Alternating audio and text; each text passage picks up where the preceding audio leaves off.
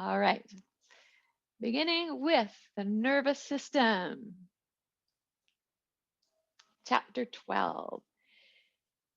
The nervous system, which is, as you rightly said, a communication system, and it requires stimulation of receptors to trigger it.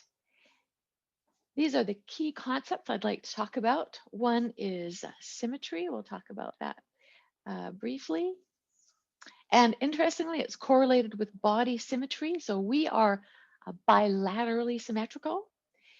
Vertebrate systems, where vertebrates are very centralized in the brain and spinal cord, which we'll talk about, and cephalized. So our neurons are really heavily concentrated in the brain, which is the front end of any animal. And that's what encounters the environment first. We'll talk about the different kinds of cells involved, neurons and neuroglia or glial cells. They're very specialized. The system is an electrophysiology system. It's an electrical circuit with voltages and currents. And then the next topic will be synapses, how to cross the bridge between neurons.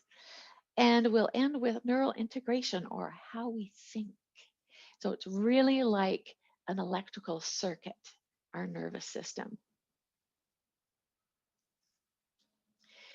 Interestingly, the organism that we use to study the human nervous system, well, there's two actually. Well, there's probably lots more than that, but two of the main ones are squid.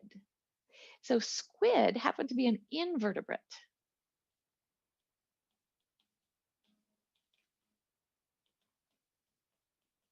An invertebrate.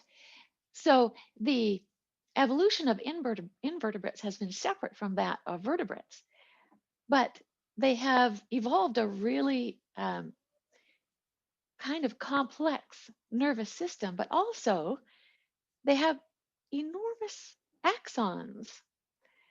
And that makes the squid a very handy subject to study. It's very visible. And because their nervous system in some ways is so similar to ours. For example, their eyes are simple lens and cornea eyes like ours. There are a few differences, but they're quite complex. And of course, they have nerves that extend into their tentacles. And they channel information from receptors to their central nervous system. So invertebrates, interestingly, the squid is very close to humans in being able to study the nervous system. So this is a video, but I don't think it will play on this. No, it's a video that shows an octopus that interestingly can change its color instantaneously and the texture of its skin. Can you change the texture of your skin instantaneously? You can answer in the chat if you like, if you think you can do that. Does your skin texture change instantaneously, say when you're cold? Yeah, it does. You get goosebumps very quickly. So subdivisions of the nervous system are the central nervous system, CNS, that it consists of the brain and the spinal cord. These are enclosed by bony coverings. So that's how important they are. They're enclosed by the skull and vertebrae. So those are bony coverings.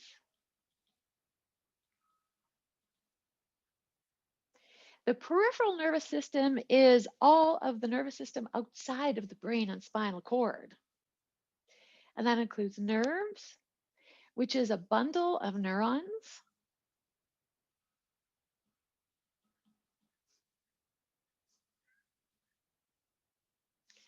And ganglia, which are bundles of cell bodies.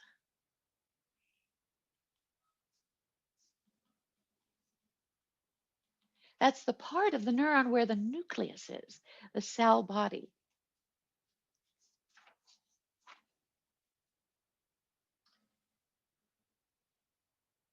So the bony coverings of the vertebrae.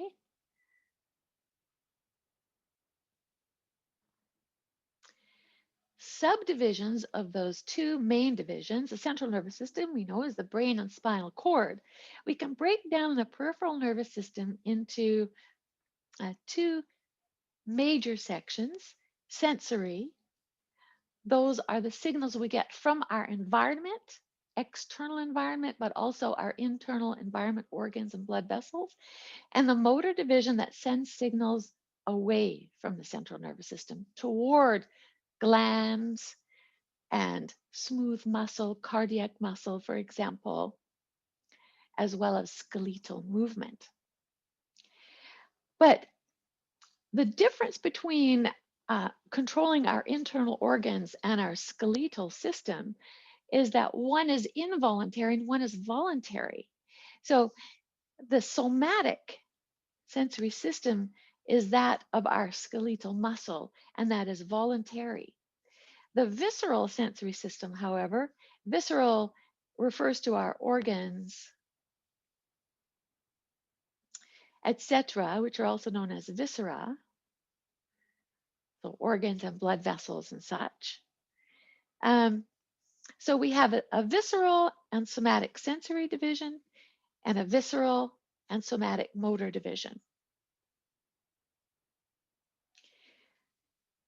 And I'll show you the directions of those two divisions. Our visceral motor division can be further divided into two major sections, are sympathetic and parasympathetic. You might know sympathetic as fight, or what's the other word? Fight, or do you remember? Have you heard that before? Flight. Yes, your fight or flight.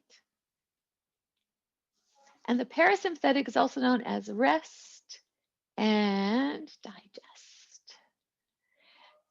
So this is parasympathetic division is active when we're at rest. The sympathetic division is active when we're exercising or we're encountering some kind of danger.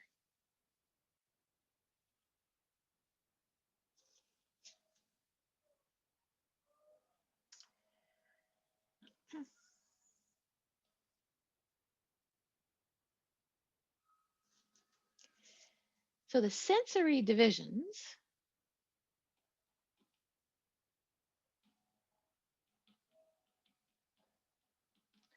whether visceral or motor, are known as afferent, which is another term for the neurons, or afferent neurons. Sensory neurons are afferent neurons. And their direction is from receptors in the body, in the skin, in your muscle, your eyes, for example, they're all receptors, to the central nervous system, either the brain or spinal cord. The somatic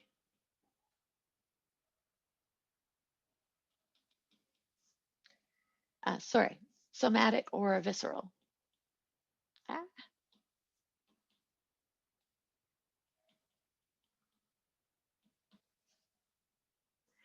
Our motor divisions are also known as efferent.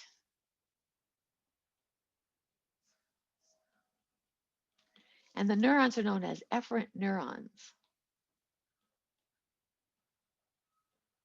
Efferent neurons. Their direction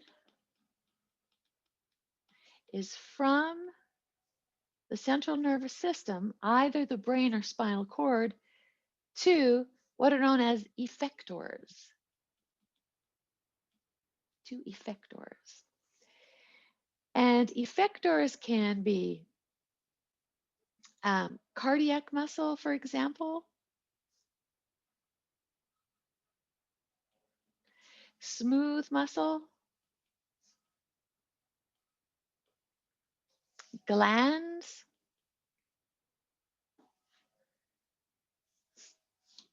and that's part of the visceral division, the visceral motor division.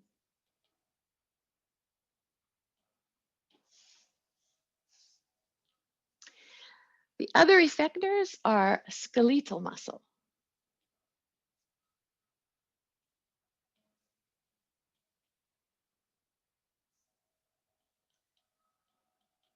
which are somatic. Those are the directions. Here's a nice diagram showing just that. Your sensory afferent neurons conduct signals from receptors. So these may be receptors which are all over your skin, but also your skeletal muscles have receptors, and your glands and blood vessels have receptors as well. So some of them are light receptors or photoreceptors. Some are mechanical, like blood pressure, for example. Some are chemical receptors, such as those in your blood that are detecting the contents of your blood. In the central nervous system, the neurons are called interneurons, sometimes association neurons, because they integrate information from, you may have senses in your eyes, your ears, your skin, all sending signals at the same time. So your association neurons make connections and integrate that information for a response.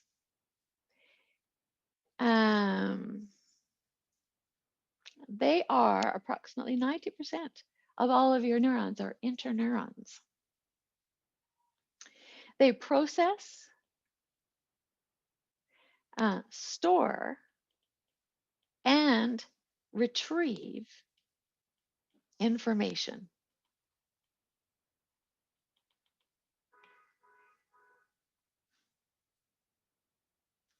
And motor or efferent neurons conduct signals to effectors, such as muscles and glands.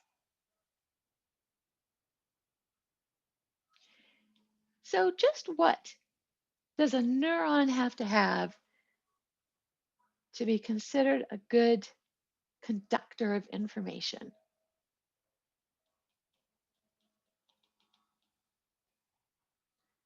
Well, it has to be excitable. You have to be able to trigger it to respond. Excitable, it's also known as irritability. It must be able to conduct.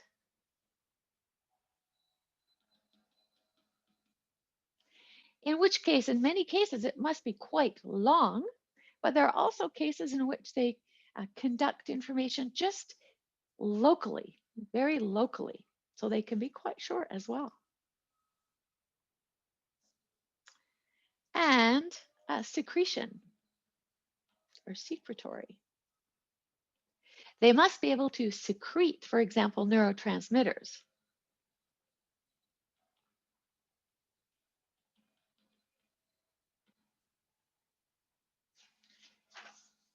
So 3 major properties: excitability, conductivity, and secretory.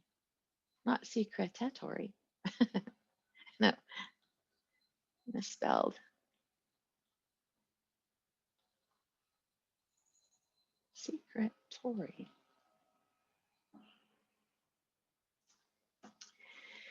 So the cell body itself has a few different names. The cell body, which is here, it houses the that was a bit too much here. It houses the nucleus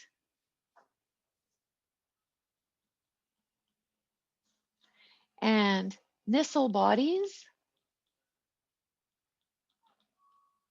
which equals the rough endoplasmic reticulum. The cell body is also known as the perikaryon. A karyon means nucleus, or soma. Sometimes it's just called the soma.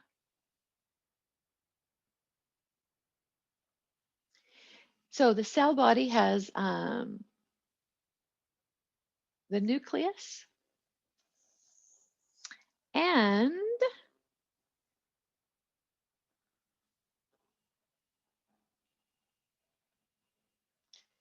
a large nucleolus. If you recall, that's where RNA is made. A cytoskeleton.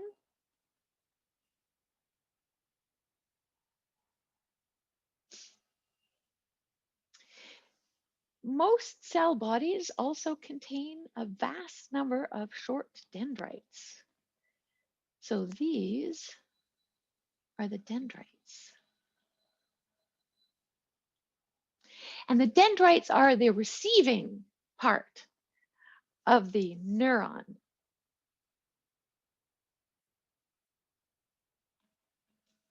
They receive signals from elsewhere. And you can see there's a lot of dendrites, so they might be receiving thousands of signals at the same time.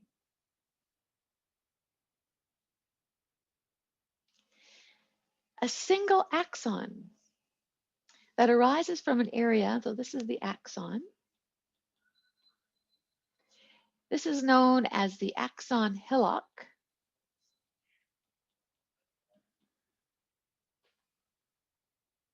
And the axon hillock is the trigger area for a signal.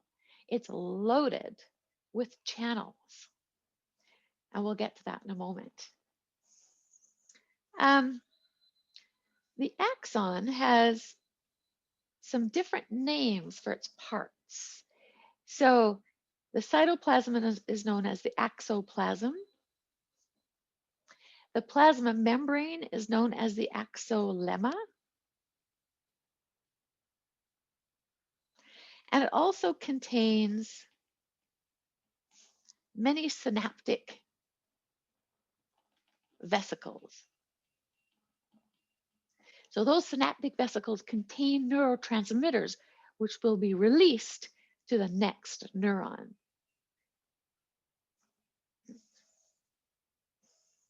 So the nervous system isn't one continuous system of signals. Rather, it's a system of signaling like a relay. Yeah, so sometimes, for example, there's one neuron. Oh, that's not a very good picture. Hang on.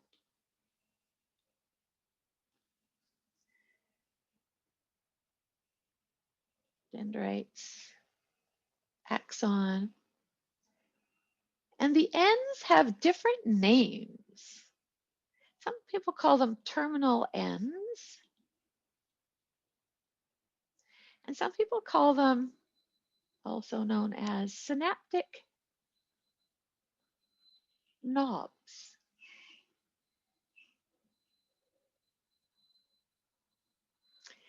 So the signal from here, so this is a synaptic cleft.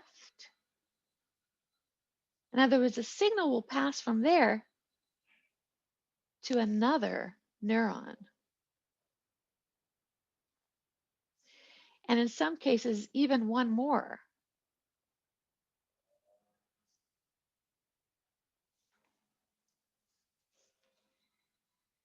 So it's not one continuous neuron, but there are a series. So, no, not B signal, A signal.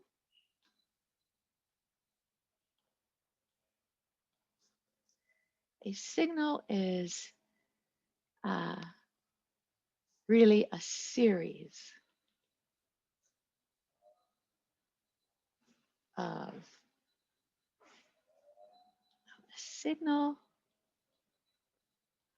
passes through a series of neurons.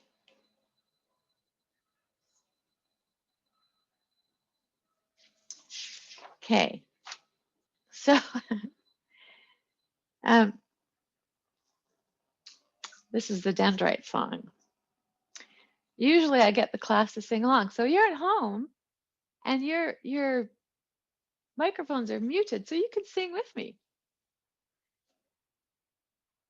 The dendrite song goes to the tune of Clementine. I'm not gonna sing the first verse. It goes like this. Use your dendrites to connect throughout your brain. Take an info, analyze it, grow some new ones unrestrained. So the main point is that you do grow new dendrites your entire life. And particularly if you have an enriched environment. So I'll just write this down. Enriched environments lead to dendrite growth and more connections.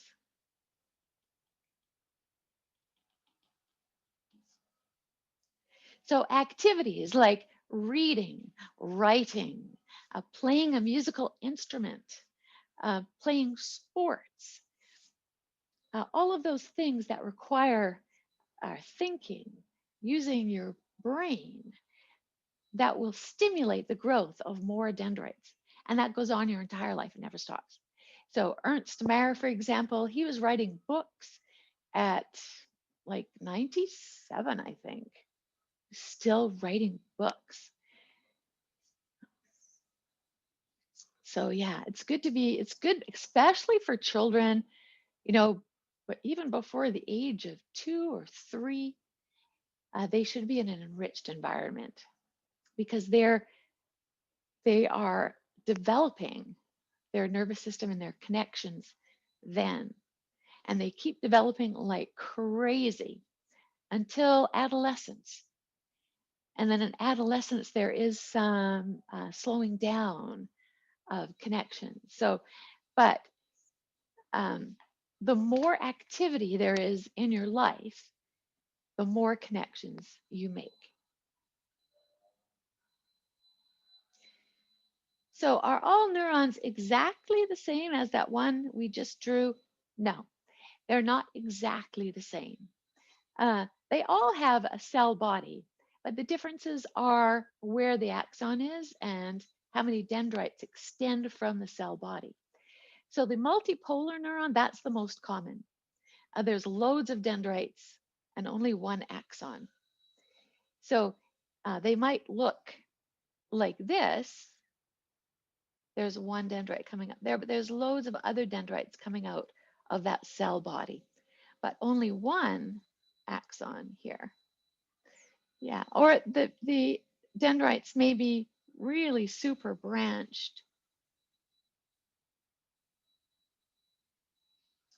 A bipolar neuron has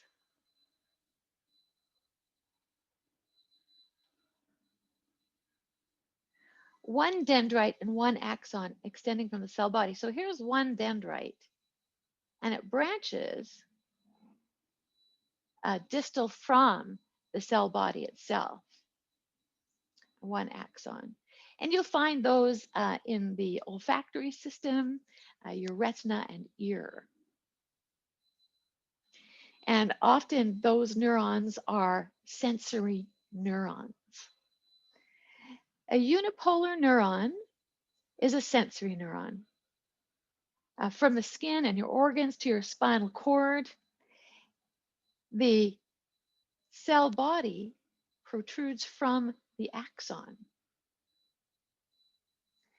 And you'll see when we look at the peripheral nervous system that the cell bodies tend to group together in what are known as ganglia.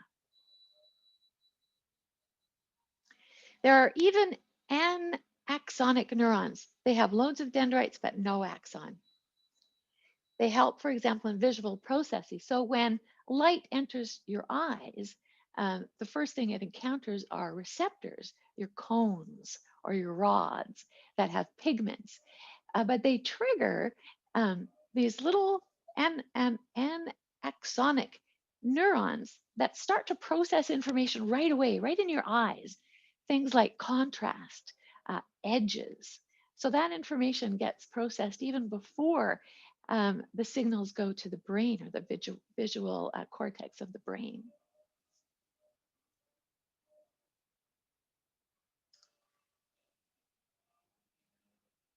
So I'd like to talk a little bit about transport along the axon.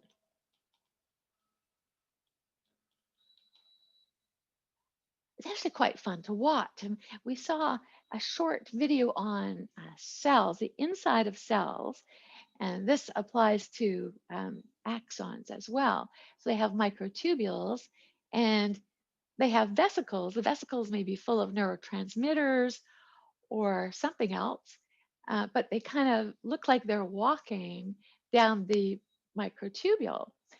And indeed, they kind of are. So that takes some energy. So as you can imagine, our nervous system is a very busy place. It requires a lot. The cells require a lot of channels. And those proteins, you know, they wear out. And so you need to resupply proteins. So many proteins that are made in the soma don't stay in the soma. They must be transported to the axon, and the axon terminal or the terminal end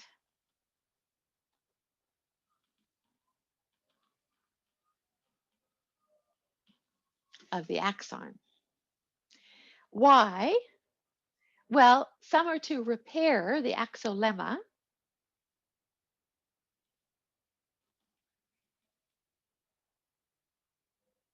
That's the plasma membrane of the axon. And remember, plasma membranes are full of proteins and channels. So we may be replacing gated ion channel proteins that we'll discuss shortly. Also, our cell, like any other cell, the neuron requires enzymes and neurotransmitters.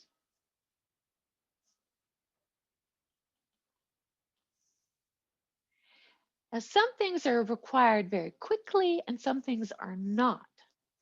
So there are two kinds of axonal transport. There's fast. It's called fast anterograde axonal transport.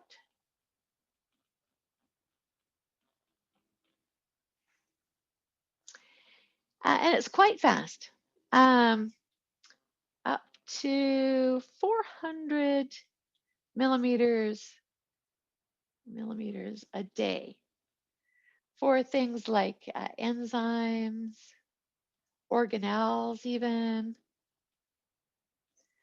vesicles, and small molecules. So they can transport quite quickly.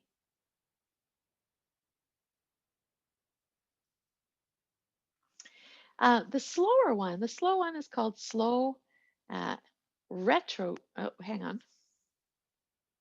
just slow axonal transport.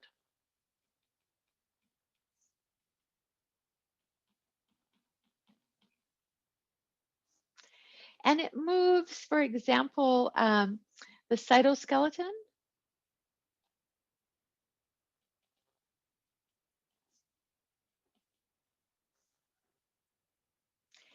And a new exoplasm. at about 10 millimeters per day. So when you damage a peripheral neuron, it takes a while for it to repair. And one of the reasons is that the transport, the axonal transport, is fairly slow during that repair period. So 10 millimeters per day. So that's during repair and regeneration. So in damaged axons. So damaged axons can be repaired. It takes a very long time, sometimes a really long time, but not if the cell body is damaged. So if the cell body or the soma is damaged, then the peripheral neuron cannot be repaired.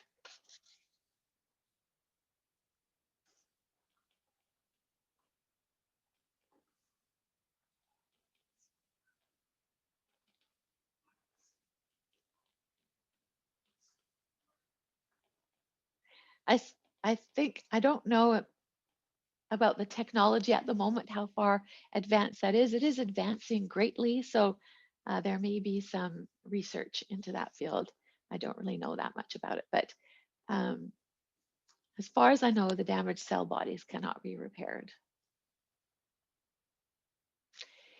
So with nervous tissue, of course, you don't just have the neurons, you've also got glial cells, also known as neuroglia. So this is a table that shows the different kinds of glial cells. There are different ones in the central nervous system than there are in the peripheral nervous system. So yeah, the central nervous system consists of oligodendrocytes. Oligodendrocytes. They form myelin in the brain and spinal cord. And myelin sheath is what insulates neurons and what enables them to send signals very quickly. So we're going to talk about signal speed shortly, and I'll cover myelin sheath very closely. Astrocytes, they form a supportive framework in the CNS, and they induce the formation of the blood-brain barrier. And they do some other things too. They nourish neurons, they produce growth factors, they communicate electrically sometimes, they might influence synaptic signaling, they remove neurotransmitters and potassium from the extracellular fluid, so outside the cell, and they help regulate the composition of the extracellular fluid. They also form scar tissue to replace damaged nervous tissue. So in the central nervous system, if neurons are damaged, they are not replaced by new neurons. So new neurons don't occur in the central nervous system at all, but rather the astrocytes form scar tissue. Ependymal cells, another type of glial cell, lines cavities of the brain and spinal cord, and they're instrumental in secreting and circulating cerebral spinal fluid, CSF. Microglia, the fourth and last type of glial cell in the central nervous system, are part of your immune system, and they phagocytize and destroy microorganisms, foreign matter, and dead nervous tissue. So those are the four types of glial cells in the central nervous system: oligodendrocytes, astrocytes, ependymal cells, and microglia.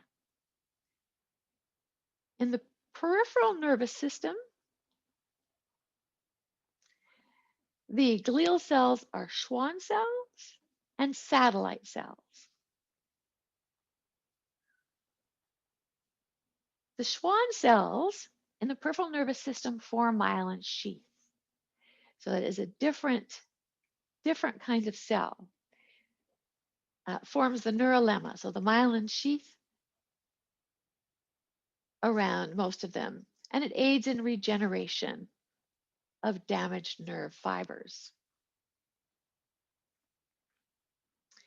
The neurolemma. The neurolemma is really the very outermost part of the myelin sheath. So that's the outermost part of the Schwann cell, and I'll point that out in a moment. So satellite cells, they seem to surround the somas of neurons. I believe this function is uncertain of satellite cells. And here's a nice diagram of our central nervous system cells. Central nervous system. So here's a capillary. And it's very important because our brain requires so much oxygen and glucose. It's very active. I can't remember exactly. It's like 15% of one and 20% of the other that is required by our brain. And our brain is really a very small part of the body. But it requires a lot of oxygen and glucose.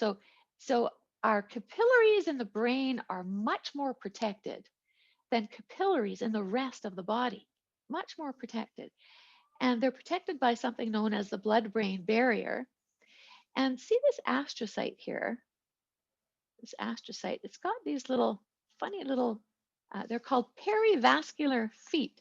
They're just extensions of their own plasma membrane, but they tend to hold the epithelial cells of the capillary very close together.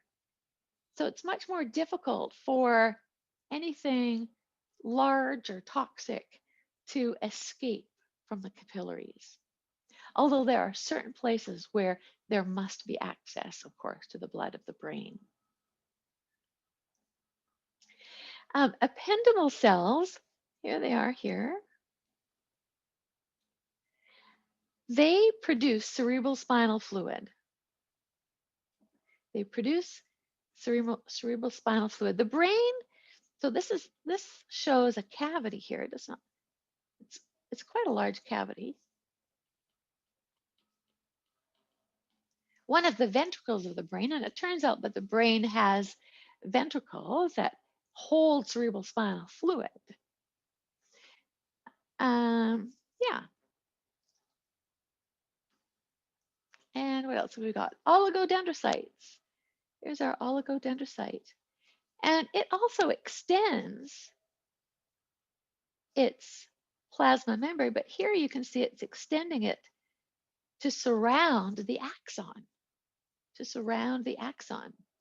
So it is forming myelin, also known as myelin sheath, because it's a sheath around the axon. And then we've got our little microglia. That's the part of the immune system that is in the brain. It concentrates around infection, which can occur in the brain, and trauma. So areas of trauma like stroke, for example, or a blunt force to the head.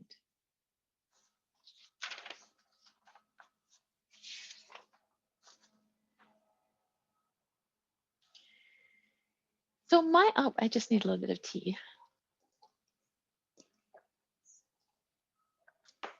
You got to stay hydrated when you're talking a lot. Myelin sheath. Well, I'll talk about, I'll write some notes about myelin sheath. This is cut off. It's going to be around the entire cell. This is the nucleus.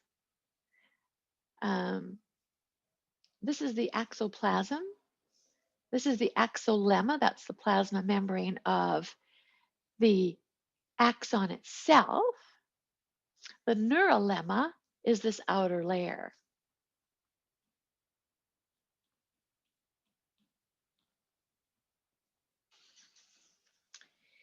Yeah, and in between these sections of myelin are nodes called the nodes of Ranvier.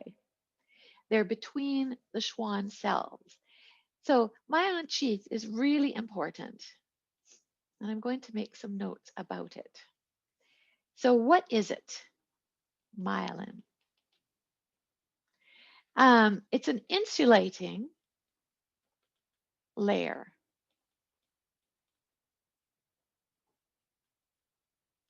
around an axon. So it's always around the axon. You know, in the text, and I might even say this sometimes too, is the word fibers. Yeah, nerve fibers.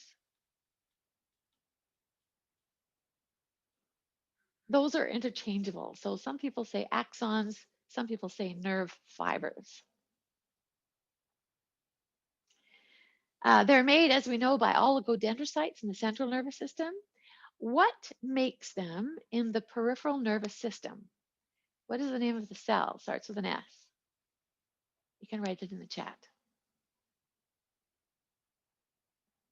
The name of the cell that makes myelin in the peripheral nervous system. Schwann. Good, yeah, the Schwann cell. It's formed simply from wrappings of the plasma membrane.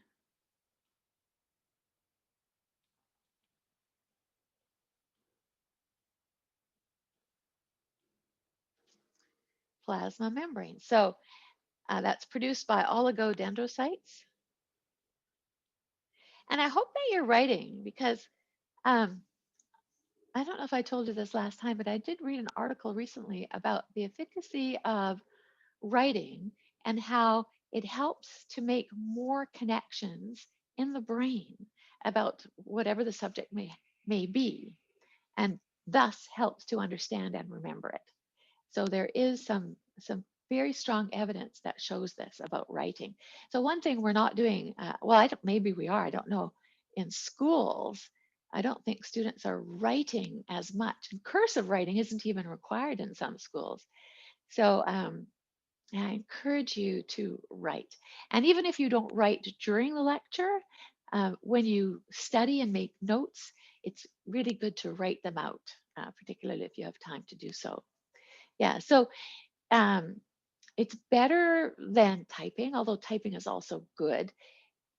Anytime that you recall or review something in your own words, that's great. Every time you do it in your own words, that's great. So you're making more connections and solidifying them and solidifying pathways in your brain for that particular information. Yeah, so make sure that when you do review things that you think about them in your own words, and if you have time to write them out, that's terrific. Anyhow, that was an aside. Oligodendrocytes in the central nervous system and Schwann cells in the peripheral nervous system. They are about consisting of 20% protein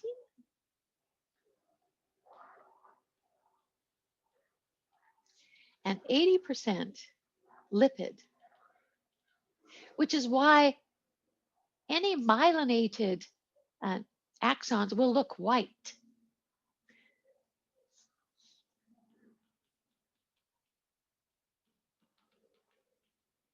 And you'll see that in the brain tomorrow.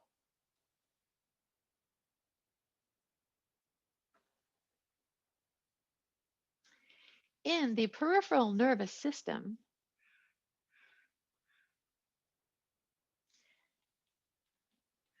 hundreds of layers may wrap an axon.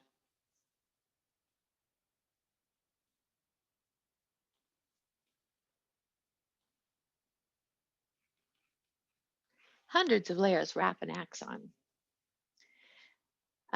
The outermost coil is the neurolemma.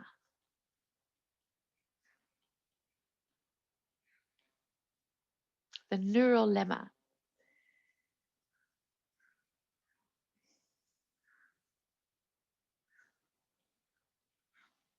Gaps are called nodes of Ranvier.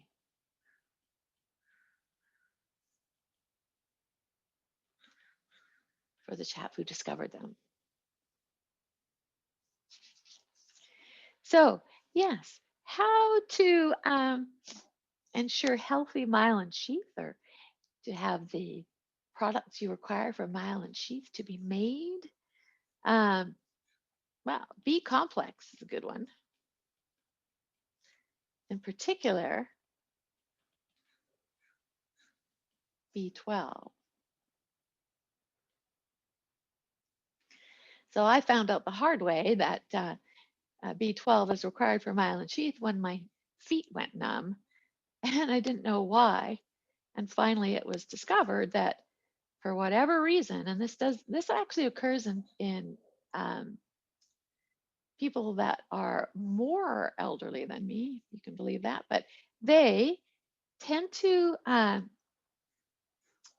lose the factor that helps B12 be absorbed into the body.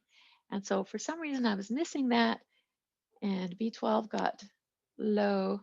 But as soon as I went on to B12, it did take a while, though. It took a couple of years for me to get sensation back, interestingly. So B12, very important. And of course, calcium, magnesium, potassium, those are all important too for healthy nerve functioning.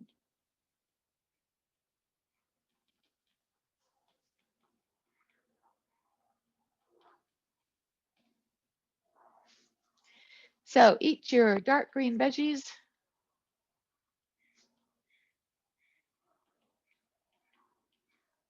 Those are good sources. Legumes. I think cantaloupe as well.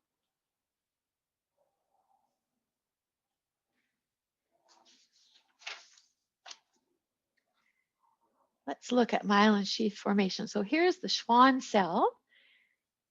It's starting to wrap around the axon here. That's the axon. The nucleus remains external.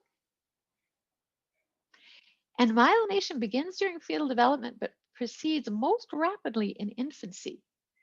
Yeah, so the first few years of a child's life. So they look different under the micrograph. You can always tell a myelin sheath coated neuron because of this dark area.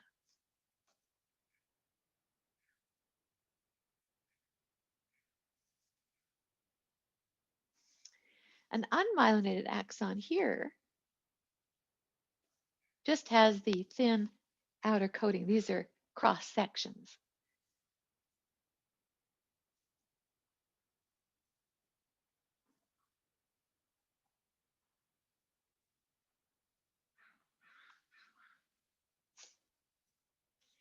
The speed of a nerve signal, just how fast are they?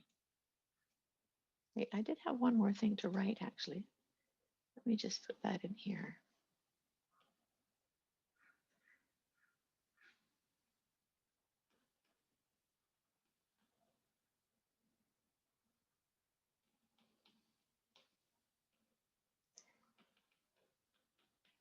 We didn't really talk, I don't think, specifically of the function.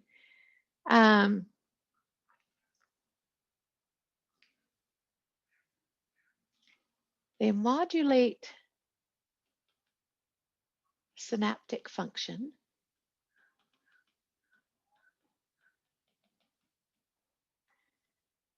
They modulate speed of transmission of a signal.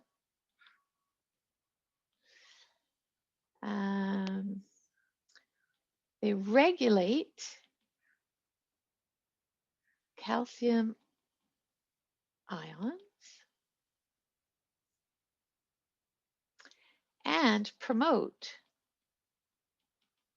axonal growth. Myelin sheath has more than just an insulation function. So let's talk about speed. What would it depend on? Well, definitely the presence or absence of myelin sheath, but also the diameter of the neuron. Because here's a large diameter neuron, a small diameter neuron. It turns out that the signal which is a current of ions that travel down the neuron, and those ions just happen to be just right underneath the cell membrane inside the cell. And so a large diameter leads to a faster signal because there are more ions due to increased surface area and number of ions traveling.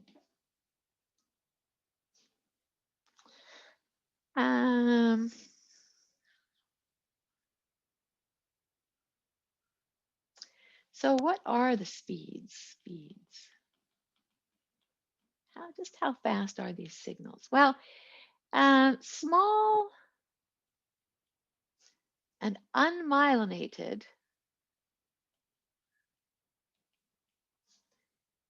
neurons have a speed of about 0.5 to 2 meters per second.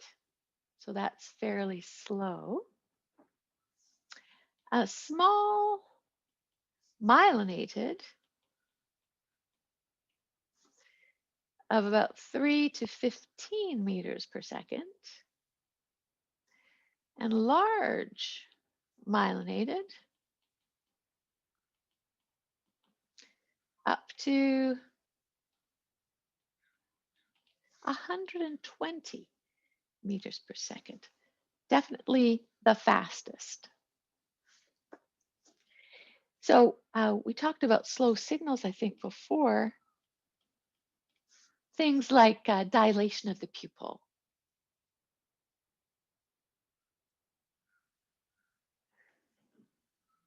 Yes, to Jen. Yeah, reflexes are slowed down in the elderly. That partly has to do with transmission of the speed of a signal. Yes. Slow signals. They supply the stomach, for example.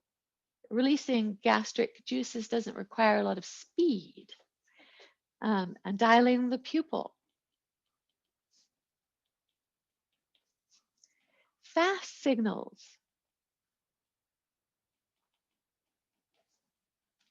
As you can imagine, supply skeletal transport.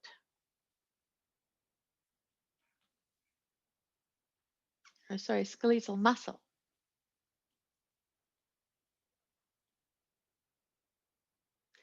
And also sensory signals, in particular for vision and balance, are very fast.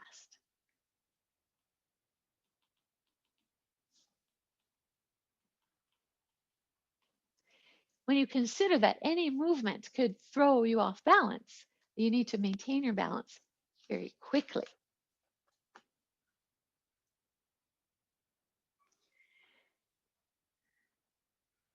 So there is some regeneration of peripheral nerve fibers.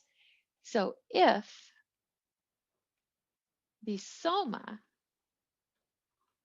and there's a tube called the neurolemma tube is intact, then it can be regenerated. So here's the axon. First, what happens is that the damaged part is degenerated or decomposed, I guess. Um, growth processes occur from the axon itself, and they kind of feel their way to where they need to end up in the end. A regeneration tube is guided by these little growth processes, and they guide the new axons to their destination. In the CNS, the central nervous system, neurons do not regenerate in the central nervous system, except in the olfactory bulb.